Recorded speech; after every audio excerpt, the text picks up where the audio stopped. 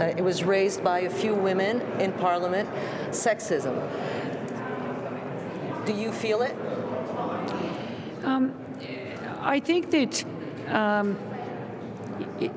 there is sexism in Parliament, and I think that even in the days when, in terms of dealing with heckling, that one of the things that I've always found different in the kind of heckling that goes on to women parliamentarians has always been dramatically different based on gender. So that the personal attacks of you're the only one who's confused, or lay off the coffee, or take a Valium, are things that I have received that I don't recognize that my male colleagues have the same.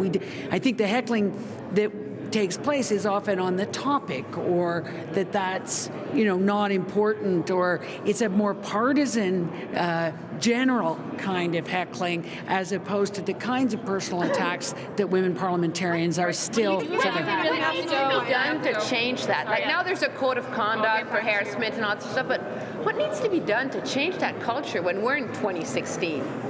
Well, I think we have to engage directly with the people doing it, and there has to be, and I think that once when frankly, I had a colleague who actually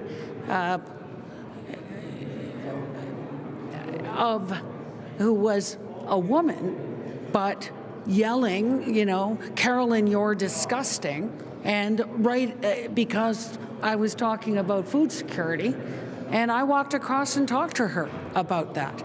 And I think that's what we have to do. We have to say that's unacceptable. There are people in the gallery, there are women watching all over this country. We want this to be a safe place for young women to want to come to Parliament, and we have to deal with one another, whether it's men or women, treating women in this place in what I can only interpret as sexism, is that you have to say, would you? And I think you watched Premier Wynne do this. Yeah, I think you watch others do this very skillfully, saying, would you say that to a man? And I think sometimes we know the answer is no.